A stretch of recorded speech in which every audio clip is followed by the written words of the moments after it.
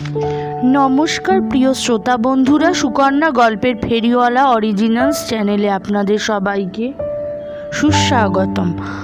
আমার গল্প পাঠ ভালো লাগলে আমার চ্যানেলকে লাইক, সাবস্ক্রাইব ও শেয়ার করার অনুরোধ রইল। এই চ্যানেলে আমি নিয়মিত বিভিন্ন স্বাদের গল্প পাঠ করে থাকি। শুরু হলো আজকের গল্প। গল্পের নাম গাস্টেন প্লেসে সাহেব ভূত। লিখেছেন বীরেন্দ্র কৃষ্ণ ভদ্র। চলুন তাহলে শুনে নেওয়া যাক গল্পটা। 1927 সাল 24শে আগস্ট কলকাতা বেতার স্টেশনে ব্যবসায়িক ভিত্তিতে ইন্ডিয়ান ব্রডকাস্টিং কোম্পানি গাস্টিন প্লেসের একটি বাড়িতে প্রথম বেতার স্টেশন গড়ে তোলেন। প্রকৃতপক্ষে আমরা মুষ্টিমেয় কয়েকজন বাঙালি ভারতীয় অনুষ্ঠানগুলি চালাতাম, বাকি সবই ইউরোপীয় লালমুখ সাহেব।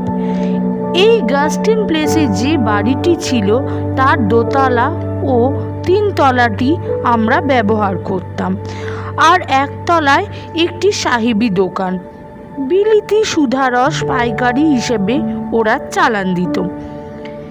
সেটি একটি অফিস মাত্র। 5টার পর অফিস বন্ধ হয়ে যেত।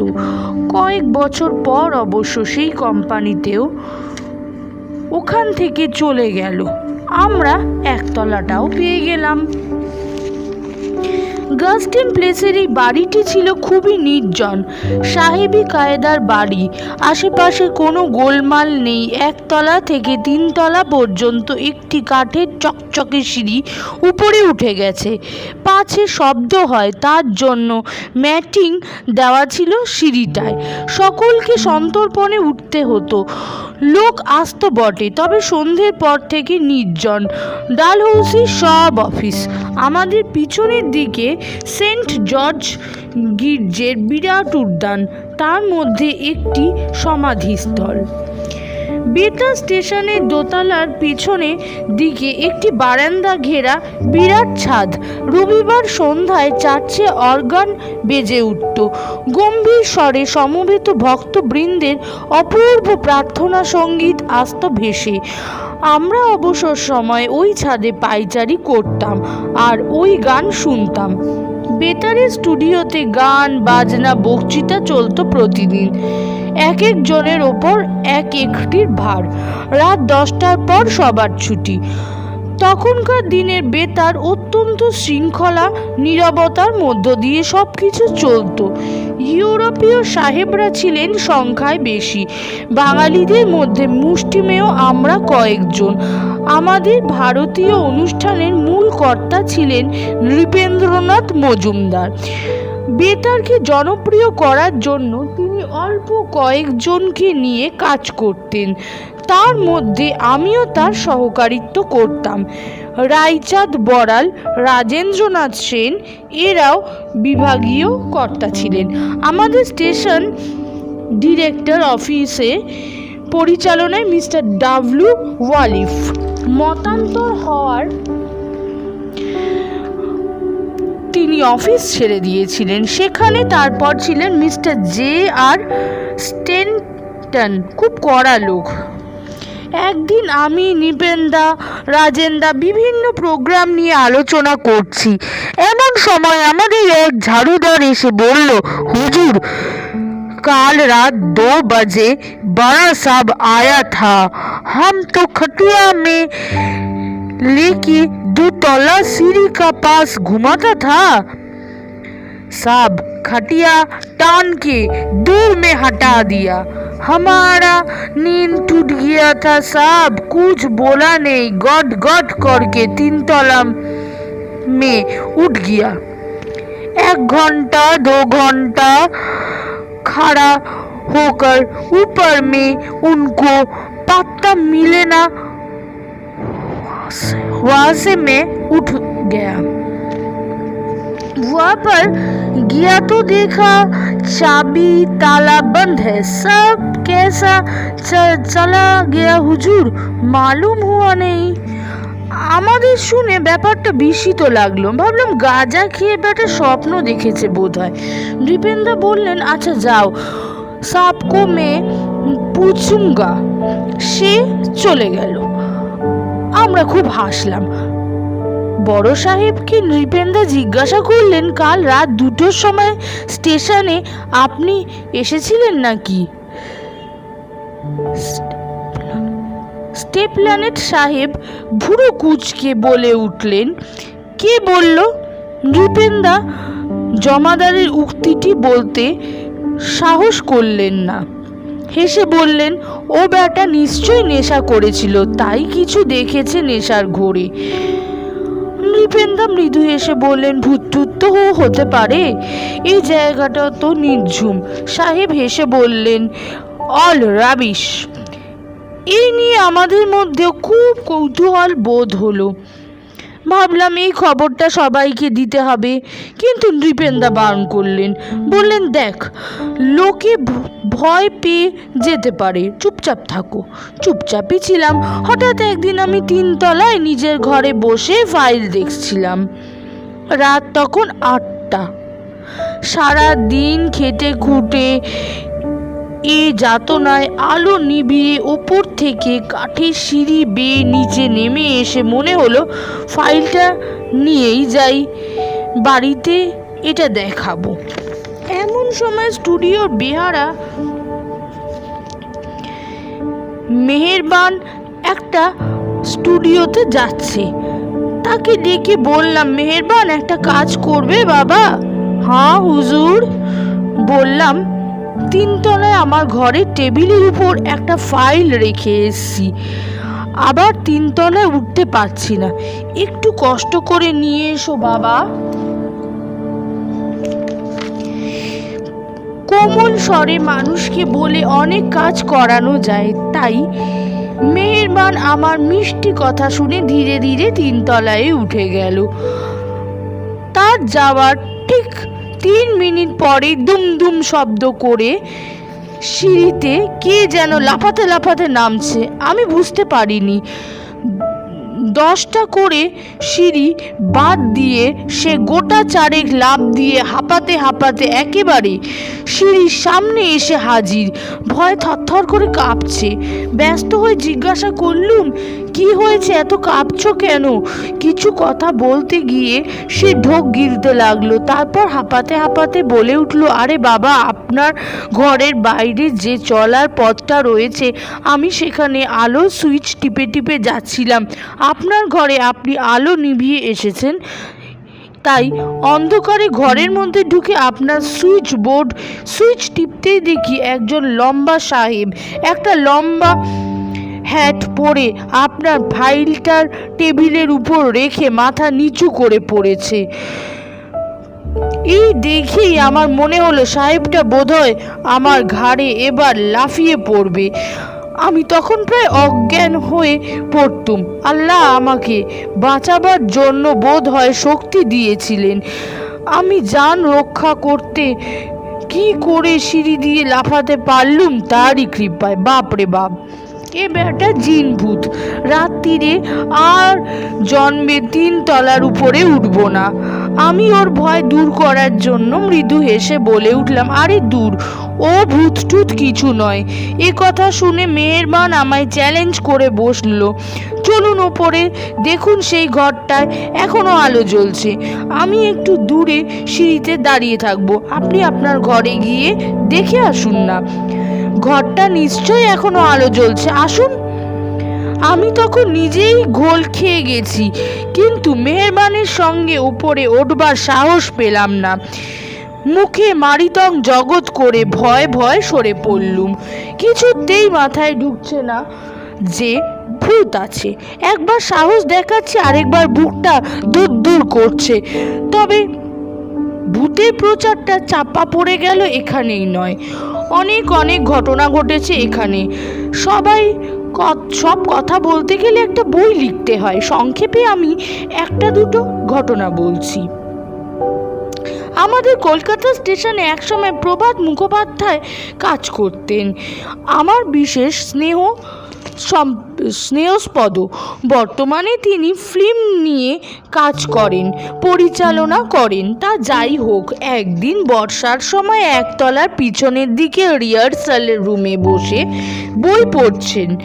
বেলা শেষ হয়ে গেছে, সন্ধে 6টা, আলো জ্বেলে গেছে। আমাদের গাস্টিন প্লেসের পিছনের দিকে সেই গির্জে, আর আমাদের ঘরের পিছনটায় রেলিং দেওয়া জানলা, তারের জাল বসানো রয়েছে।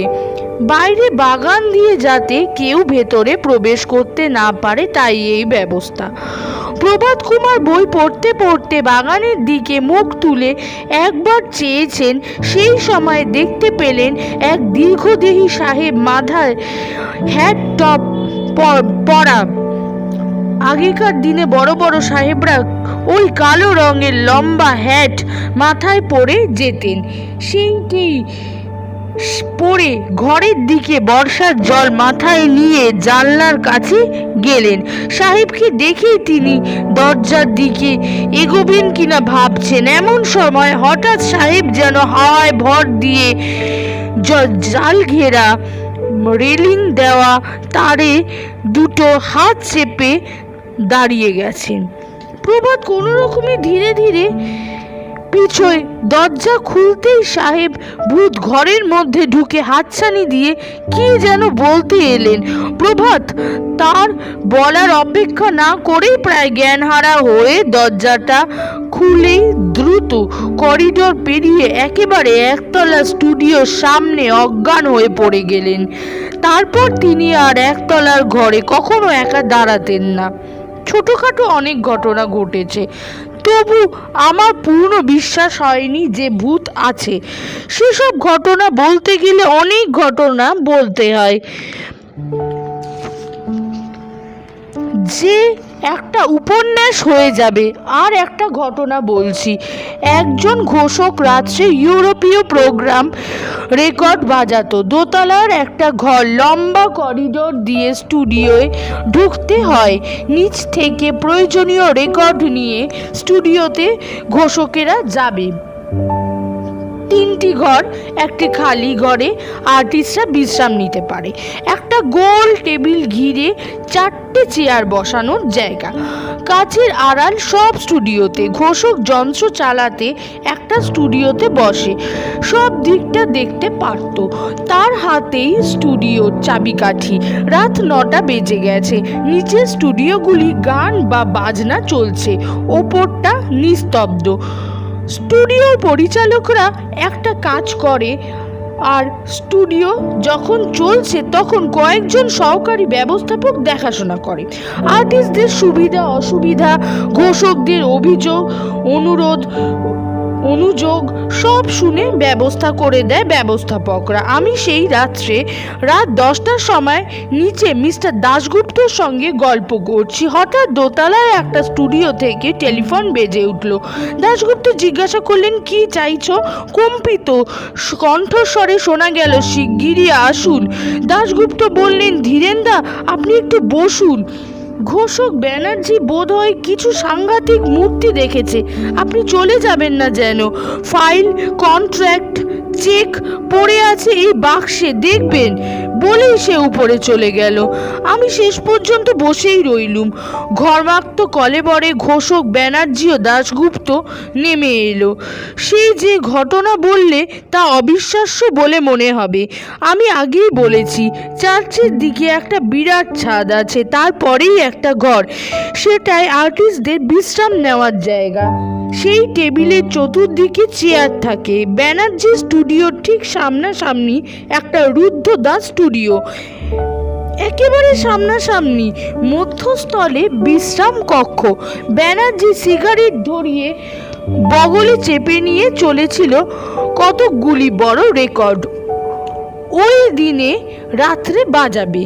মুখের সিগারেটটা শেষ টানটি সেরে সেটা ছাদে ছুঁড়ে ফেলে দিয়ে তার স্টুডিওতে ঢুকতে যাবে। এই সময় হঠাৎ সে ফিরতেই দেখতে পেল গোল টেবিলটার একটা চেয়ার চক্রের মতো রাউন্ড দিয়ে স্টুডিওর বিপরীত দিকে দরজায় উঁচু হয়ে দাঁড়িয়ে রইল। ওই দিকে টাইম হয়ে গেছে। তৎক্ষণাৎ সে কোনো মতে কাঁপতে কাঁপতে কথাগুলো শেষ করে রেকর্ডটা ডিস্কের উপর চালিয়ে দিল। রেকর্ড বাজতে লাগলো। তারপর এরই ফাঁকে স্টুডিওর সঙ্গে নিচের অফিসে ফোন করা যায়। তক্ষুনি ফোন তুলে সে দাশগুপ্ত ডাকলে। দাশগুপ্ত আমাকে রেখে ছুটে চলে গেল সেই নির্জন দোতলায় স্তব্ধ স্টুডিওর মধ্যে। ব্যানার্জি তখন শীতকালেও ঘেমে নিয়ে একাকার। কি করে তার চোখের সামনে এক অদৃশ্য ভূত চেয়ারটা টেনে বিপরীতে স্টুডিওর দরজা উঁচু করে ঠেকিয়ে দিয়ে চলে গেল তার নমুনাও সে ইঙ্গিত করে জানিয়ে দিল। দাশগুপ্ত দেখলে সত্যিই তো আশ্চর্য কাণ্ড। আমি দেখে এলাম ভূতের কাণ্ড কারখানা, তবু কিছুতেই ভূতের অস্তিত্ব বুঝতে পারলাম না। তার কিছুদিন পর বেতারের একজন বিশিষ্ট গিটার বাদক অমিয় অধিকারী যে দুর্নীতি ঘটেছিল সেটাও অভিনব। বড় বড় গায়ক গায়িকাদের সঙ্গে যে গিটার বাজাতো। একদিন রাত 9টা বা 10টার সময় কোনো এক গায়কের সঙ্গে তার গিটার বাজানোর কথা। আমাদের নিচে রিহার্সাল রুম ছিল সেখানে প্রভাত মুখোপাধ্যায় ভূত দেখে ভূতের ভয়ে মূর্ছা হয়েছিলেন।